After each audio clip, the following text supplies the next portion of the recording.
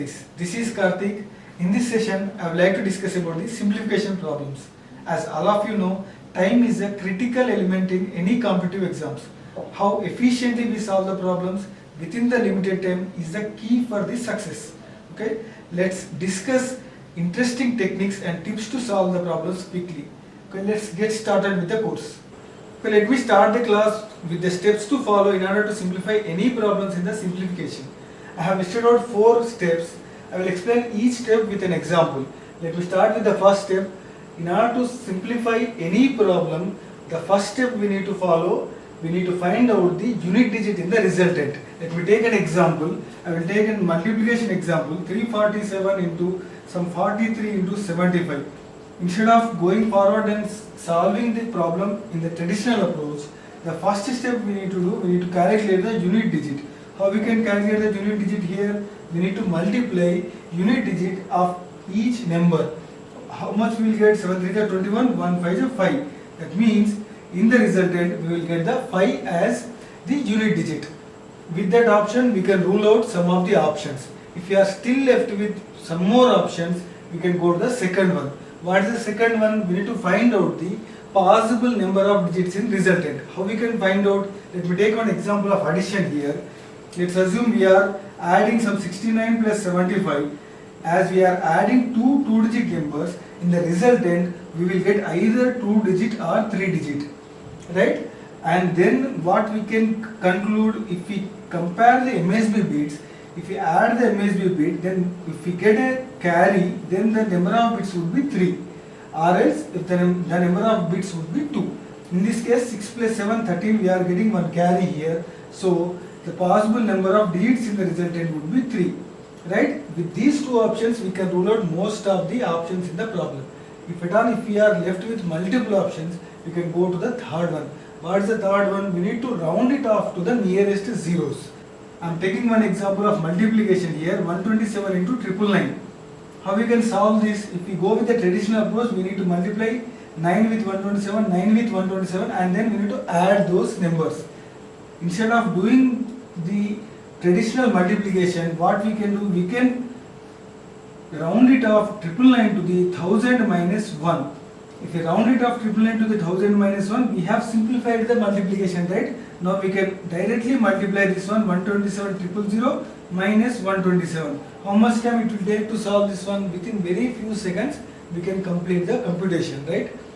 By using these 3 steps, we can solve any simplification problem within very few seconds. I have listed out one more step here. This can be used in the addition or subtraction problems. Let me explain this one. In any of the addition or subtraction problem, sum of the digits in the left hand side of the equation will be equal to the sum of the digits in the right hand side of equation. Let me take one example here. 51 plus 30. Let's assume we were asked to solve this one. 51 plus 30 equal to 60 plus x. We need to find out the value of x. How we can find out? In the traditional way, we will add this and subtract this one. But if we have 7-digit numbers or 6-digit numbers, it is difficult to compute the addition within the stipulated 10. So we can go to the step 4. What we will do? We need to add the individual digits in the left hand side, and we need to equate the sum of the digits in the right hand side. Let's do that one. 5 plus 1, 6 plus 3. That means left hand side summation is 9. In the right hand side, what we will get? 6 plus 0, 6. That means we are left with x. The sum of the digits in x is 9 minus 6, that is 3. Let's compute and check it. How much will get? 51 plus 30 means 81. Let's subtract 60. How much will get? 21. Sum of the digits in 21, 2 plus 1 equal to 3. This is the universal law. It will applicable to all the additions and multiplications. Even it will applicable to multiplications and divisions also.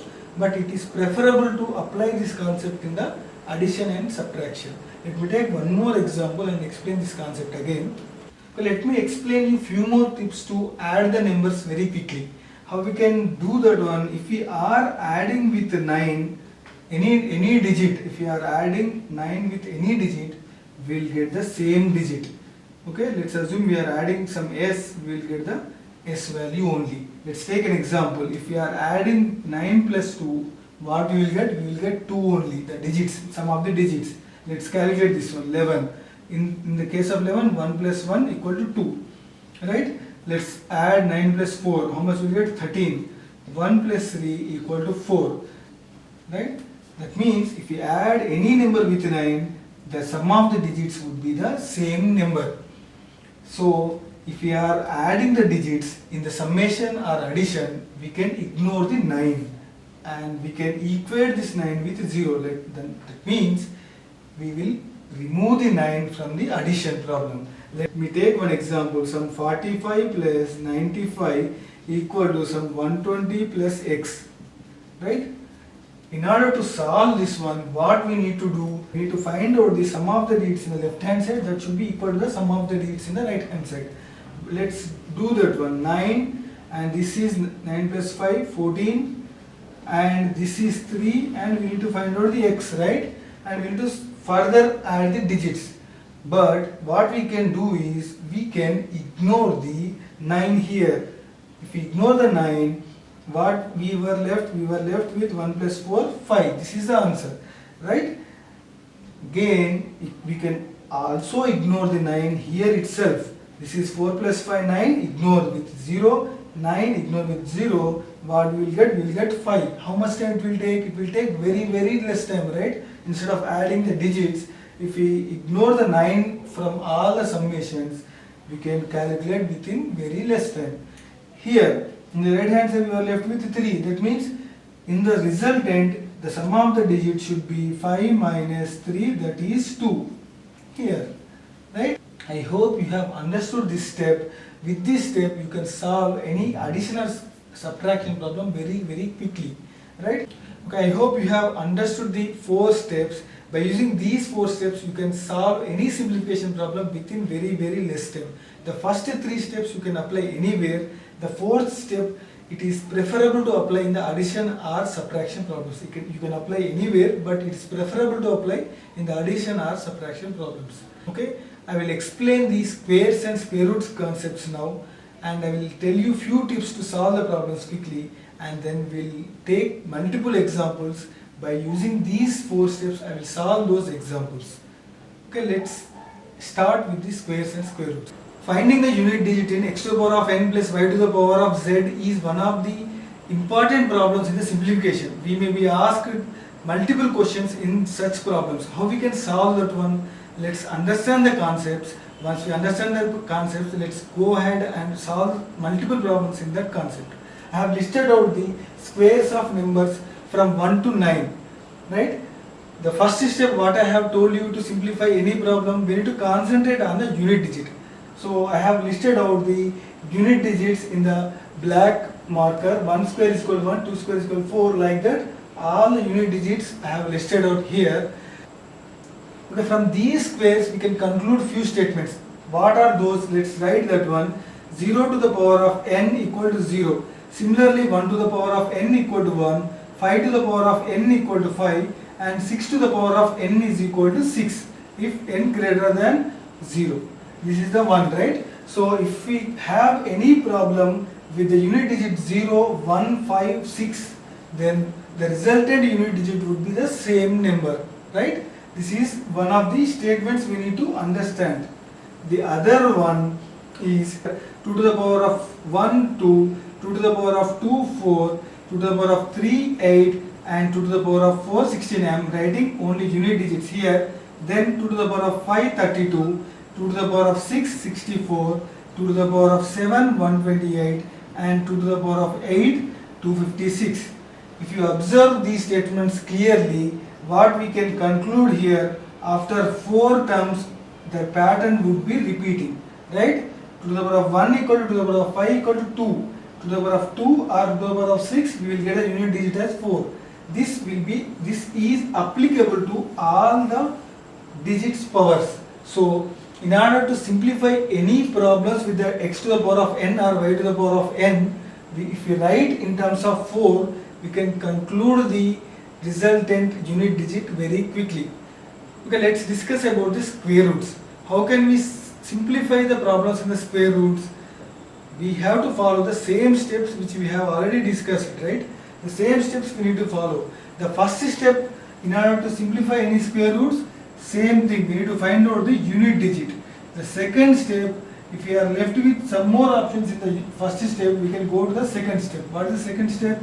We need to find out possible number of digits in the resultant. This is the second step. And how can we do that one? I have listed out the squares and square roots here. Any perfect square should end with only these 6 numbers, either 1, 4, 5, 6, 9, 0.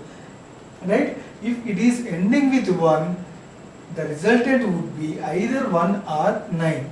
How can I conclude this one? We know the square of 1, right? 1 square is equal to 1 and 9 square is equal to 1.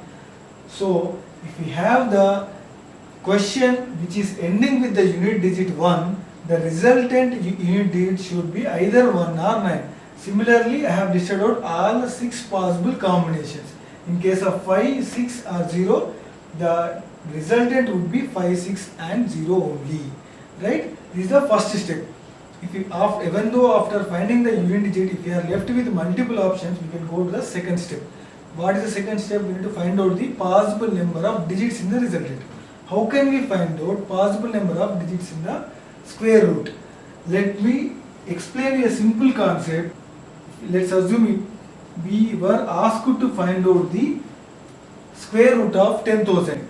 How can we find out the possible number of digits in the resultant? I will tell you a simple procedure. We need to divide entire number with the two places. Right? For every 2 place, we will get the resultant value 1 here, 1 here, 1 here. That means in the resultant, we will be getting the 3-digit number. Let me explain you again. What we need to do? We need to divide the number to 2 places. For every 2 places, we will get the 1 value. Let's calculate the square root of 10,000 here. How much we will get? We will get the 100. How many digits in the 100? 3 digits. Right? I hope you have understood the concept. Let me take one more example and tell you. Let's assume we are having the 81. We were asked to find out the square root of 81. We all know, right? Square root of 81 is 9. The number of digits in the resultant is 1. How we can conclude the number of digits in the resultant? For every 2 digits in the problem, we will get the 1 digit in the resultant. This is the concept of square root. If we are left with one more digit, then that will be added additionally. Let's assume 999,8,001. In this case, what would be the number of digits in the resultant? Let's divide it with the two positions. How many numbers we will get in that case? For first 01, we will get 1 digit. Second 80, we will get 1 more. 99, we will get 1 more. That means in the resultant, we will get 3-digit number. Right? This is a very simple step to find out the number of digits in the square root. Right? I hope you have understood the concept of squares, square roots. I will take few examples in the simplification and explain the concepts again so that you can understand it thoroughly.